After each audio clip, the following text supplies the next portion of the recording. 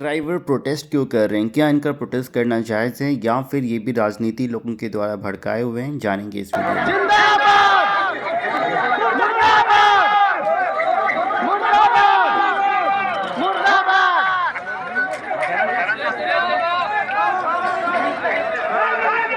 जिंदाबाद जिंदाबाद काला कानून नहीं चलेगा काला कानून नहीं चलेगा जिंदाबाद मुर्दाबाद काला कानून नहीं चलेगा काला कानून नहीं चलेगा।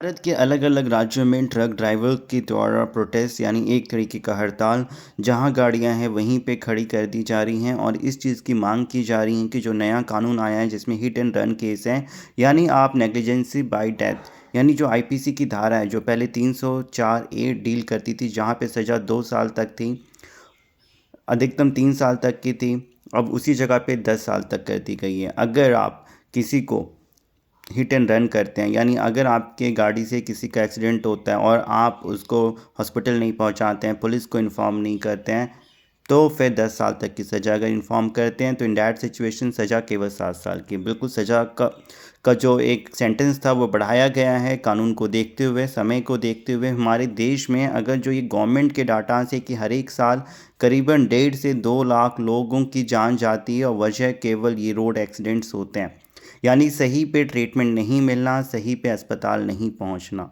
बिल्कुल, अब जिसने एक्सीडेंट किया है वो तो इस तरीके का मतलब उसको हॉस्पिटल ले जाना बहुत ही रेयर केस में देखा जाता है। स्पेशली ज़्यादातर जो जाने जाती हैं वो ऑब्वियसली मतलब जो हैवी व्हीकल्स हैं जिसमें ट्रक्स हैं उनकी वजह से जाती हैं।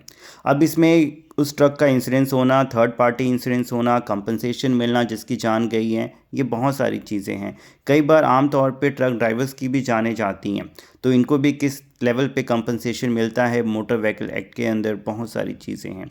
तो डेफिनेटली यहाँ पे कानून को बढ़ाया गया है, लेकिन ये कंपलसरी कर दिया जाए कि बंदा थर्ड पार्टी इंश्योरेंस करवाए। और ज़्यादातर जो एक्सीडेंट्स देखे गए हैं वो होते हैं ओवर स्पीडिंग की वजह से। ठीक है, समय लगेगा माल पहुंचने में जहां भी पहुंचना है, लेकिन ओवर स्पीडिंग से ट्रक ड्राइवर्स बचें, ओवरटेक से बचें, बिकॉज ज़्यादातर जो एक्सीडेंट्स मेरे द्वारा देखे गए हैं वो ओवर स्पीडिंग और ओवरटेक, यही दो मेन वजह हैं।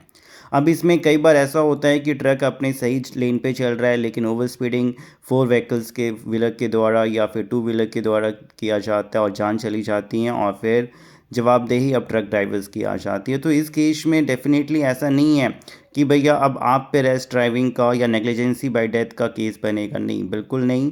आपने ब्रेक अप्लाई किया, आप स्पीड में चल रहे थे, तो बिल्कुल आपकी कोई गलती नहीं है, कहीं से कोई सज़ा नहीं होगी। देखना ये होगा कि क्या सरकार इनकी मांगें मांगती हैं। चुनाव का समय है, ट्रक ड्राइवर का प्रोटेस्ट है, तो गवर्नमेंट के ऊपर कहीं ना कहीं डायरेक्टली इनडायरेक्टली प्रेशर्स हैं। देश में कानून होना चाहिए, लेकिन क्या सेंटेंस होना चाहिए, क्या फ़ाइन, ये भी नहीं। ओनर्स से उनकी भी जवाबदेही है कि वो अपने ट्रक ड्राइवर्स को सुविधा